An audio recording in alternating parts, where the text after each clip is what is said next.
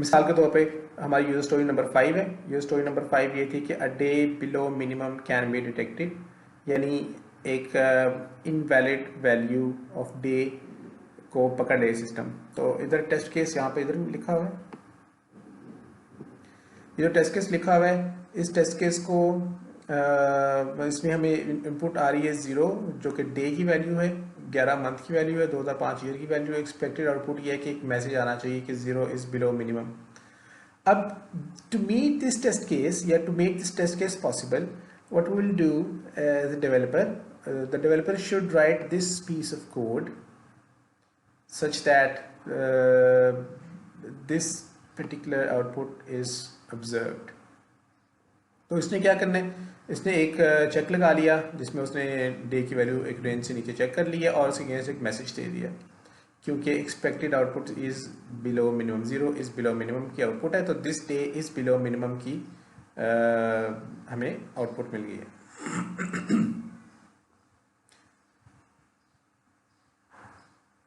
बाकी मंथ और ईयर पहले की तरह हमारे आउटपुट हो रहे होंगे।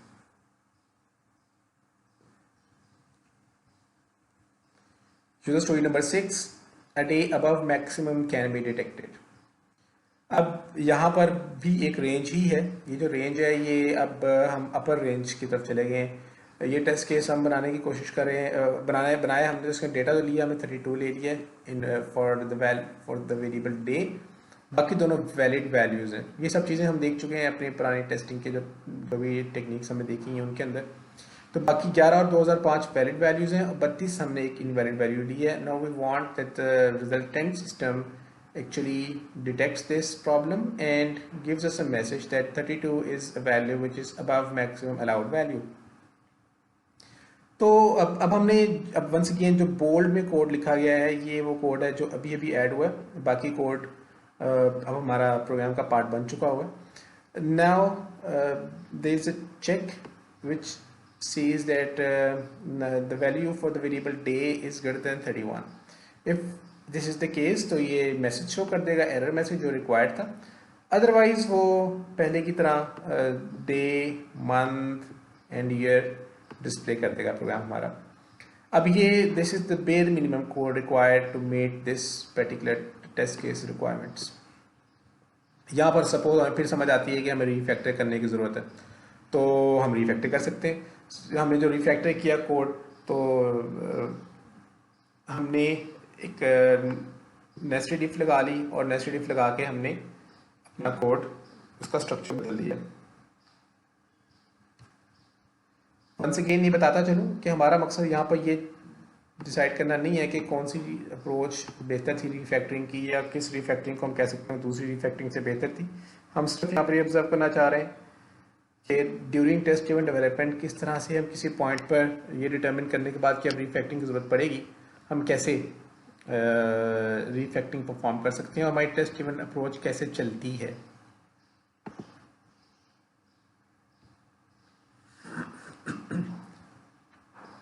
तो यहाँ पे हमने किया क्या है, यहाँ पे हमने एक इनवैलिड इनपुट के लिए जो पूरा एल्स का केस है उसमें हम चले गए और वहाँ पर जाकर हमने चेक किया कि अगर वैलिड रेंज से नीचे यानी स्टार्टिंग रेंज से नीचे की वैल्यू है तो उसको अलग चेक कर लिए, अगर स्टार्टिंग रेंज से बाहर की वैल्यू है यानी लार्जर वैल्यू तो उसको हमने अलग चेक कर लिया है। लेस दैन 31 की इफ़ अलग है और ग्रेटर दैन 31 की इफ़ अलग है। और जो हमारा बिल्कुल वैलिड रेंज के अंदर चीज़ें आ रही हैं उस वैलिड रेंज के अंदर चीज़ें हमारी इस इफ़ में चेक हो रही होंगी। नोटिस दैट हमें यहाँ पर टेम्पटेशन हो सकती थी कि जब हम डे को चेक कर रहे हैं तो साथ ही हम मंथ और ईयर को भी चेक कर लें, लेकिन हम ऐसा नहीं कर रहे। What do you think, why are we doing this, why are we not checking month and day in this particular test in this particular pseudo code जो कि हमने यूजर स्टोरी 6 के अगेंस्ट लिखा और इसके रिफैक्टर्ड वर्जन में भी हमने ये क्यों नहीं किया, ये आपके जहन में सवाल आना चाहिए। अच्छा, दूसरी चीज़ जो यहाँ पे देखने वाली है वो ये है कि जो समझने वाली यहाँ पे नज़र तो नहीं आ रही वो ये है कि जब हमने टेस्ट केस इस रिफैक्टरिंग के बाद रीटेस्ट करना है तो हमें सारे के सारे टेस्ट केसेस जो अभी तक हम बना चुके हैं फॉर यूजर स्टोरीज 1, 2, 3, 4, 5, 6 ये सब के सब चला के दोबारा देखने हैं। Now will have a class activity. उसमें आप लोग क्या करेंगे, आप लोग जो हमने थोड़ी देर पहले फॉर्मेट देखा था एक टेबल के अंदर जिसमें मैंने इनपुट एंड एक्सपेक्टेड आउटपुट दिखाई हुई थी, बस उस तरह से ही आपने सबसे पहले यूज़र स्टोरी का आईडी लिखना है। For example user story ID 7, उसके बाद यूज़र स्टोरी लिखनी है। आपको शुरू में एक टेबल नज़र आ रहा होगा दूसरी या तीसरी स्लाइड के ऊपर, तीसरी स्लाइड पर प्रॉब्ली। उस टेबल में से यूज़र स्टोरी नंबर 7 चूज़ करें, उसको पिक करें, राइट दैट स्टोरी, और उसके बाद उसके आगे इनपुट एंड एक्सपेक्टेड आउटपुट लिखें। बस इतना ही काम करना है, आपने सूडो कोड लिखना नहीं लिखना अभी। So you have to design test cases for user story number 7, 8, 9, 10। तो आपके पास उस टेबल की 4 रोज आ जाएंगी, और जो कॉलम्स होंगे उनमें से पहला कॉलम आपको यूज़र स्टोरी आईडी का होगा, दूसरा कॉलम यूज़र स्टोरी का होगा, तीसरा कॉलम आपके टेस्ट केस का होगा। अब हमें किसी हद तक समझ तो आ चुकी है कि टेस्ट ड्रिवन डेवलपमेंट किस तरह से काम कर रही होती है। एक चीज़ हमें ये समझ आई कि जैसे जैसे हम टेस्ट केस लिखते जा रहे होंगे, हमारे नए टेस्ट केसेस एक एग्जिस्टिंग टेस्ट सूट के अंदर ऐड होते जा रहे होंगे। हर यूज़र स्टोरी के लिए जो नए टेस्ट केस लिखे जा रहे हैं वो इवेंचुअली हमारा पूरा set of test cases increase कर रहे हैं। So with every user story हम नया टेस्ट केस अपने एग्जिस्टिंग सेट के अंदर ऐड करते जाएंगे। और दूसरा हमने देखा TDD के बारे में कि code is refactored after every few tests whenever we observe कि कोड का साइज अनमैनेजेबल होने की तरफ जा रहा है तो हम रीफैक्टर करेंगे। जब ऐसी सिचुएशन आएगी, अब ये डिसीजन ज़री बात है हर टीम अपने हिसाब से ले सकती है कि उसे कब रीफैक्टर करना है, लेकिन हर कुछ अरसे के बाद रीफैक्टरिंग परफॉर्म करनी पड़ेगी। अब ये जो टेस्ट बार बार एग्जीक्यूट करने हैं रीफैक्टरिंग करने के बाद, और ऊपर हमने देखा कि तमाम के तमाम टेस्ट केस के सेट में नए टेस्ट केस ऐड होते जा रहे हैं। अब ये यकीनन मैनुअली करना तो मुश्किल काम है। इसका मतलब है कि ये टेस्ट जो हैं they should be run in an automated manner. Manually सारे एक एक लाइन लिखने के बाद, दो लाइन लिखने के बाद तमाम प्रीवियस टेस्ट बार बार रन करना does not look feasible. Do you see any issues or problems or needs that should be first addressed before we start developing using this approach, test-driven development? कुछ issues जो जहन में आते हैं उनमें से एक इशू तो ये नज़र आता है कि हमने जो टेस्ट केसेस का रिकॉर्ड रखना है, चलें ये तो है ही, लेकिन साथ हम कुछ अर्से के बाद मतलब एक एक लाइन में भी ऐड कर रहे हों एक टेस्ट केस को पास करने के लिए, तो हमें कॉन्फ़िगरेशन मैनेजमेंट के सीरियस इश्यूज आएंगे। यानी हम with every new test case हम 1 या 2 या 3 या 4 लाइंस ऐड कर रहे होंगे प्रॉबेबली।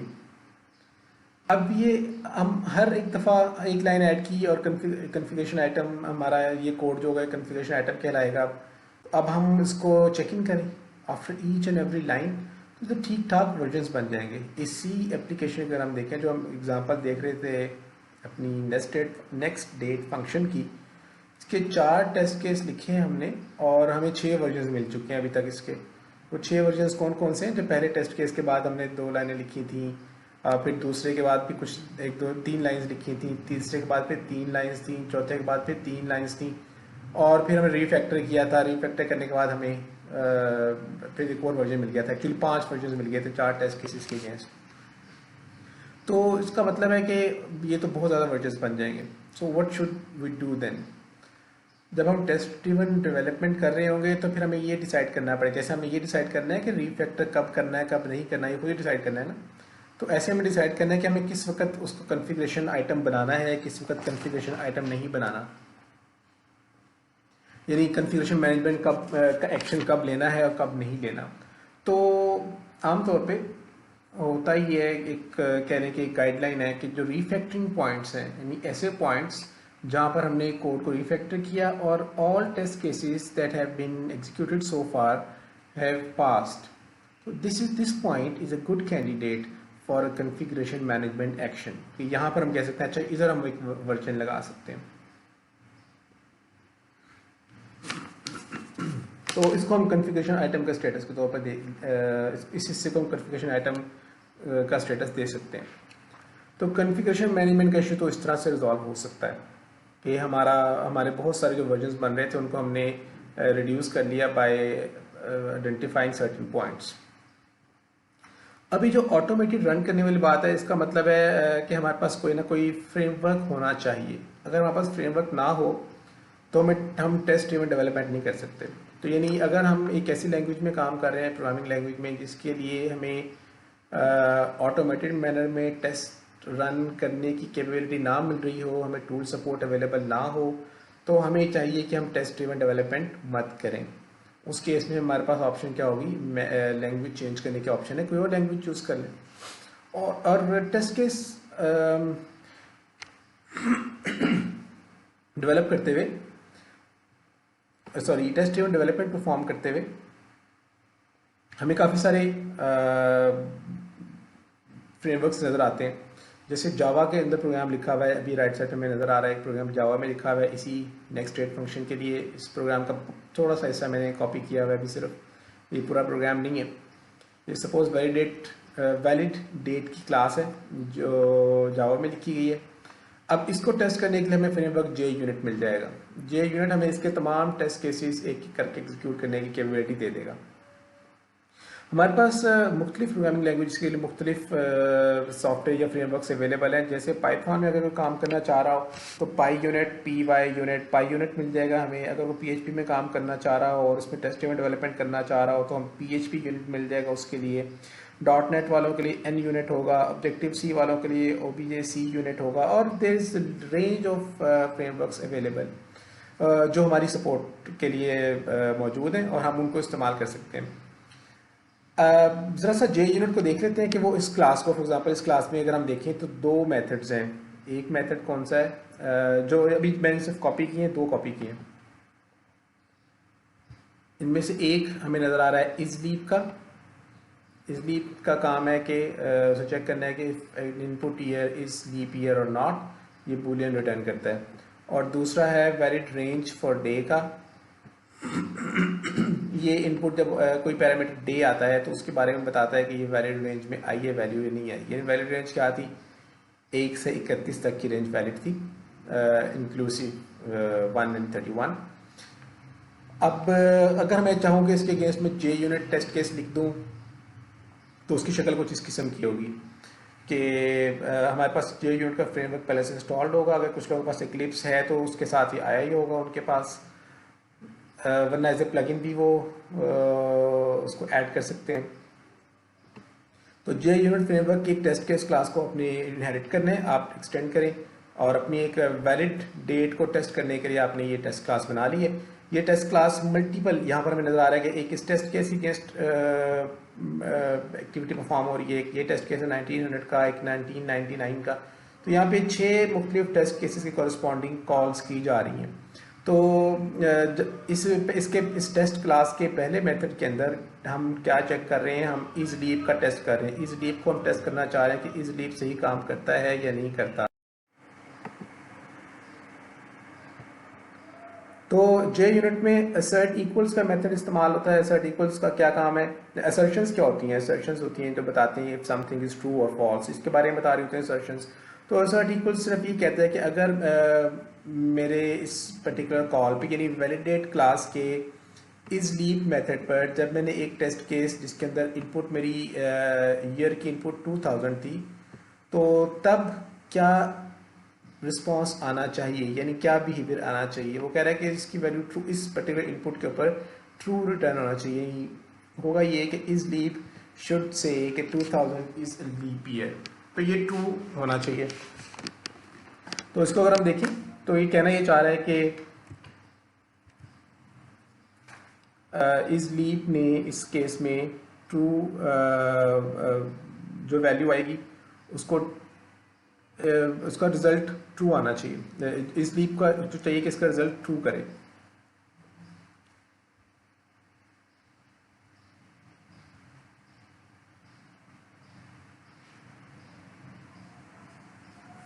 अच्छा, इसका हो क्या रहा है असल में यहाँ पे जे यूनिट को, उसके फ्रेमवर्क को कहा जा रहा है कि वो वैलिडेट क्या इस लीप का मेथड कॉल करे फॉर द क्लास वैलिडेट, और उसके लिए जो 2000 की वैल्यू है जो भी हमें दी है वो चला के देखे। और एक्सपेक्टेड रिस्पॉन्स हमारा जो जे यूनिट की तरफ से आएगा वो ट्रू होगा। और बाज़ केसेस हमें नज़र आ रहे हैं यहाँ पे हमें एक्सपेक्टेड रिस्पॉन्स फॉल्स मिलना चाहिए, जैसे कि सेट इक्वल्स फॉल्स आ रहा है हमारा इधर 1900 के लिए सेकंड टेस्ट केस के अंदर हमें फॉल्स मिलना चाहिए, 1999 के लिए भी फॉल्स मिलना चाहिए। सिमिलरली एक और जो अगला मेथड है वैलिड रेंज फॉर डे का मेथड, उसको टेस्ट करने के लिए हमारा टेस्ट केस बना हुए 3 टेस्ट केसेस यहाँ पे चल रहे हैं। ये 3 टेस्ट केसेस हमारे बताएंगे कि इन 3 में से 2 हमारे टेस्ट केसेस जिन पे हम चाह रहे हैं कि फॉल्स मिले हमें, यानी -1 के अगेंस्ट पता चले कि this is not valid range for day, 32 is not valid range for day, whereas 20 is valid range for day. This is how JUnit will help us in actually testing Java based code. तो ये जो जे unit है ये ना सिर्फ ये कि हमें इधर टेस्ट ड्रिवन डेवलपमेंट में मदद दे रहा है, ये हमें वैसे भी अगर हम टेस्ट ड्रिवन डेवलपमेंट ना भी इस्तेमाल कर रहे हो तब भी हमारी मदद करता है यूनिट टेस्ट परफॉर्म करने में, क्लासेस को टेस्ट करने में। वहाँ पे हमारी इसकी यानी कि एप्लीकेबिलिटी सिर्फ और सिर्फ टेस्ट ड्रिवन डेवलपमेंट में नहीं है, इसकी बाकी टेस्टिंग के टाइम पर भी ये एप्लीकेबल होता है। तो ये जो हमारे 1999 है ये हमारे टेस्ट केसेस के लिए इनपुट्स हैं। अच्छा, अब हमारे पास टेस्ट एंड डेवलपमेंट से रिलेटेड जहन में हमारे कुछ और सवाल भी आ सकते हैं। एक सवाल ये हो सकता है कि ये जो टेस्ट इवेंट डेवलपमेंट है ये कोड देख के टेस्ट केसेस डिज़ाइन हो रहे होते हैं या स्पेसिफिकेशन देख के टेस्ट केसेस डिज़ाइन हो रहे होते हैं, यानी क्या ये एक कोड बेस्ड अप्रोच है या स्पेसिफिकेशन बेस्ड अप्रोच है। जैसे एक्सप्लोरेटरी टेस्टिंग के अंदर अगर हम देखें तो हम कोड देखने के बाद अंदाजा लगा रहे होते हैं कि अच्छा उसको चला के देखते हैं कैसी परफॉर्मेंस देता है या कैसे फंक्शनैलिटीज़ की होनी चाहिए एटसेट्रा एटसेट्रा। तो ये एक तरह से अगर हम देखें ये अप्रोच हमें बड़ी क्लियर हमें ऊपर से नज़र आ रहा है कि यहाँ पर हमने लिखा होता कि users with every user story हमें नए टेस्ट केस ऐड करने हैं। इट शोज़ कि जो यूजर स्टोरीज हैं वो स्पेसिफिकेशन की फॉर्म में हमारे पास आ रही हैं, लेकिन जो डेवलपर है डेवलपर के लिए जो टेस्ट केसेस होते हैं वो ही एक तरह से समझ लें कि रिक्वायरमेंट्स बन जाती हैं। डेवलपर का काम ये होता है, हमने देखा था टेस्ट ड्रिवन डेवलपमेंट के अंदर, उसका काम है कि उसमें बेयर मिनिमम कोड लिखना है such that the test case अगर हमारे पास कोर्स ग्रेन यूजर स्टोरीज आ जाएं तो हमें चाहिए क्या, हमें चाहिए कि हम उनको ब्रेक डाउन कर दें इनटू सीक्वेंस ऑफ टास्क या सीरीज ऑफ टास्क जो कि ज़रा फाइनल टास्क हों, छोटे टास्क में डिवाइड कर ले जाए उनको। मसलन अभी जो हमने 25 यूजर स्टोरीज देखी थी नेक्स्ट डेट फंक्शन की, उन्हीं को कोई अगर कोर्स ग्रेन लिख के फॉर्म में लिखना चाहे तो वैसे भी लिख सकता है, 8 स्टोरीज लिख सकता है वो। So there is a chance कि हमें इस तरह से यही नेक्स्ट डेट फंक्शन के लिए स्टोरीज मिल जाएं जो 8 नज़र आ रही हैं हमें इस टेबल के अंदर। यहाँ पर लार्ज ग्रेन यूजर स्टोरीज लिखा गया है, इसको जॉर्ज जॉनसन ने इसको लार्ज ग्रेन कहा है जिसको मैं कोर्स ग्रेन कह रहा हूँ। द प्रोग्राम कंपाइल्स, ये तो बिल्कुल सेम स्टोरी है दोनों साइड्स पर, फाइन ग्रेन भी यही है और लार्ज ग्रेन या कोर्स ग्रेन स्टोरी भी यही है। A date can be input and displayed. अब इसको इधर राइट साइड पर फाइन ग्रेन करके ज़रा सा स्टेप्स में डिवाइड किया गया। हमने देखा था कि हमारे लिए ये समझना कितना आसान हो गया था जब हमने कहा day can be input and displayed, and input month can be displayed, and input year can be displayed. तो देयर इज लेस चांस कि डेवलपर जो है अब कोई चीज़ मिस करेगा अगर हम इस तरह से फाइन ग्रेन लिखेंगे। तो अगर हम कोर्स ग्रेन लिख रहे हैं तो अब डेवलपर को थोड़ी सी मेहनत ज़्यादा करनी पड़ेगी। When we write a date can be input and displayed, तो उसमें उसको एक एक करके तमाम चीज़ें देखनी है। जैसे इनवैलिड डेज के लिए उसको पता चले, उसको सोचना पड़ेगा कि अच्छा मैंने मिनिमम का टेस्ट केस भी बनाना है, मैक्सिमम का भी। तो हम उसका काम आसान कर सकते हैं अगर उसको स्पेसिफाई कर दे कि अब आपने मिनिमम के लिए कोड लिखना है, अब आपने मैक्सिमम के लिए कोड लिखना है, अब आपने लोअर बाउंड के लिए कोड लिखना है, लोअर बाउंड से नीचे की इनवैलिड वैल्यूज़ के लिए, अब आपने अपर बाउंड से ऊपर की इनवैलिड वैल्यूज़ के लिए कोड लिखना है। तो ये हमने ज़रा फाइन ग्रेन करके उसको user story they the. If we happen to find to receive our user stories in coarse grain format, in coarse grain level, तो हमें चाहिए कि हम उसको कोशिश करें ब्रेक डाउन करने की, definitely in consultation with the customer जो कि यूजर स्टोरीज दे रहा है, ताकि उसको पता हो कि there is some effort being employed on breaking down of the user stories.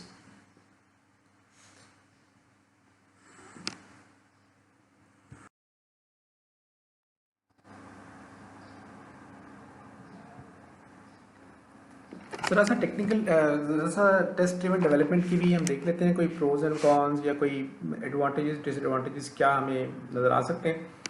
एक जो बहुत बड़ा एडवांटेज हमें नज़र आता है टेस्ट ड्रिवन डेवलपमेंट अप्रोच का, उसमें यह है कि हमें हमेशा एक वर्किंग प्रोग्राम मिलेगा। आपने देखा होगा जो सबसे पहली यूज़र स्टोरी ये थी कि the program should compile I guess. उसके लिए भी हमें एक एम्प्टी प्रोग्राम अवेलेबल था। इसका मतलब है कि कोई भी हमें जो भी चीज़ हम करने जा रहे हैं हमें उसके लिए एक वर्किंग हालत में प्रोग्राम अवेलेबल होगा। And due to tight test code cycles, जो हमें देखा था पहले 1 से 3 तक हम साइकिल चला रहे होते थे, फिर 1 से 6 तक साइकिल चला रहे होते थे, हम मुसलसल वो साइकिल्स चलाते जाएंगे और हमें अपना वर्किंग सिस्टम अवेलेबल रहेगा। फिर एक बहुत बड़ा एडवांटेज इसका ये है कि हमें फॉल्ट आइसोलेशन बड़ी इसमें सीधी लगती है, आसान लगती है as compare to other approaches. इसमें क्योंकि हम एक वक्त में एक टेस्ट केस के अगेंस्ट थोड़ा सा कोड ऐड कर रहे होते हैं, तो जो मोस्ट प्रोबेबल पॉइंट होगा जहाँ पर फॉल्ट होगा वो अभी अभी रिसेंटली एडिड कोड होगा। इसमें एक और फ़ायदा ये है कि we can recreate a fault, क्योंकि हमें पता है कि हमने किस ऑर्डर में टेस्ट केसेस डिज़ाइन किए और किस ऑर्डर में हम कोड चेंज करते आ रहे हैं। तो हम उसी ऑर्डर में टेस्ट केसेस को दोबारा से एग्जीक्यूट करके एक प्रीवियस वर्जन पर जाकर उस ऑर्डर में टेस्ट केस दोबारा से क्रिएट करके हम एक फॉल्ट को रिक्रिएट कर सकते हैं। तो किसी पॉइंट पर अगर ज़रूरत पड़ जाए तो हम एक फॉल्ट रिक्रिएट कर सकते हैं इसमें बड़ी आसानी से, क्योंकि फ्रेमवर्क हमारे पास काफ़ी सारे अवेलेबल होते हैं सारी सपोर्ट के लिए। तो ये इसका एक एडवांटेजेस में से एडवांटेज है कि हम ये नहीं कह सकते कि जी टेस्ट ड्रिवन डेवलपमेंट इसलिए नहीं कर पा रहे क्योंकि हमारे पास टूल सपोर्ट अवेलेबल नहीं है। It seems very suitable for agile projects, खासतौर पर जिसमें पेयर प्रोग्रामिंग इन्वॉल्व हो। और हम पेयर्स में काम भी डिवाइड कर सकते हैं। वाला हमें काम पेयर्स में डिवाइड करते हैं और पेयर्स उसके बाद इस काम को कैरी आउट द वर्क, तो हम पैरेलल में जैसे काम करवा रहे हो ना इस तरह से भी करवा सकते हैं। और अब इस पर कोई स्टडी तो नहीं है, जो आखिरी पॉइंट लिखा हुआ है प्रॉबेबली वाला, इस पर कोई स्टडी तो नहीं है बताने के लिए अभी तक मेरे इल्म में जो किसी ने एम्पिरिकली की हो और बताया हो कि test driven development versus all other approaches, या जितनी भी हम चाहे मॉडल ड्रिवन जैसे डिसीजन टेबल बनाकर या स्टेट मशीन बनाकर जो टेस्टिंग परफॉर्म करते हैं, वो उनकी निस्बत बना हुआ कोड सिंपलर या क्लीनर होता है या नहीं। लेकिन मुझे लगता है कि because of this refactoring aspect, हमारा ये जो कोड होगा जो टेस्ट ड्रिवन डेवलपमेंट से बना हुआ कोड होगा, it will be probably more cleaner. क्यों? क्योंकि ये अप्रोच जो है ना ये एक्सप्लिसिटली रीफैक्टर करने को कहती है, बाकी अप्रोचेस एक्सप्लिसिटली रीफैक्टर करने को नहीं कह रही होती। तो अगर वो हम वैसे उसके अंदर रीफैक्टरिंग का एस्पेक्ट इस्तेमाल कर लें तो ठीक है, फिर वहाँ से बना हुआ कोड भी हमारा क्लीनर कोड इससे शायद निकल आए। But because this approach explicitly states की कुछ अर्से के बाद रीफैक्टर करें, तो इसकी वजह से मैं कह रहा हूँ कि शायद यहाँ से निकला हुआ कोड प्रॉबली ज़्यादा सिंपलर होगा। अब यहाँ पर एक इसकी हमें कहना चाहिए मुश्किल हमें आ सकती है टेस्ट ड्रिवन डेवलपमेंट करने में, वो ये है कि एक बहुत ही स्किल्ड टेस्टर चाहिए जो इन यूज़र स्टोरीज में से, जो कि एक क्लाइंट की स्टोरीज है या 4-4, 5-5 अल्फाज की स्टोरी है, उसमें से टेस्ट केसेस एक्सट्रैक्ट कर सके। इसी स्किल टेस्टर का काम होगा कि वो जो यूज़र स्टोरी है उसका ये जज करे कि उसकी ग्रैनुलैरिटी लेवल क्या है। अगर वो कोर्स ग्रेन है तो कैसे उसको डिवाइड किया जाएगा इनटू स्मॉलर या into a fine grand set of user stories. तो यहाँ पे हमें कुछ स्किल्स जो है टेस्टर की एडिशनल चाहिए होंगी। कॉन्फ़िगरेशन मैनेजमेंट के अंदर भी एक थोड़ा सा प्रॉब्लम, जैसे हम देखा था कि बहुत ज़्यादा वर्जन्स बन सकते हैं, तो उन बहुत ज़्यादा वर्जन्स को कंट्रोल करने के लिए हम कह रहे थे कि इस डिसएडवांटेज को सिर्फ इस तरह से ही हम इस डिसएडवांटेज को मैनेज कर सकते हैं कि हम अपने चेक पॉइंट्स या कॉन्फ़िगरेशन पॉइंट्स जो है ना वो, या कॉन्फ़िगरेशन एक्शन करने के जो मौके हैं उनको हम ज़रा लिमिट कर दें। यानी हम उन पॉइंट्स को जिनको हमने कहा कि ये वाले वर्जन स्टोर होने चाहिए उनको आइडेंटिफाई कर लें और बस उन्हीं पॉइंट्स के ऊपर वर्जन स्टोर किया करें। एवरी लाइन ऑफ कोड के अगेंस्ट या एवरी टेस्ट केस के अगेंस्ट लिखे गए कोड को हम एक वर्जन ना कहें। तो टेस्ट ड्रिवन डेवलपमेंट के बारे में इतना ही। बाकी हम ऑनलाइन जब हमारा Q&A सेशन होगा उसके अंदर देखेंगे कि क्या क्वेश्चंस जहन में आए हैं, और जो क्वेश्चंस आप दरमियान में मैंने भी कुछ कहे थे कि जहन में आने चाहिए, उनके बारे में भी ज़रा बात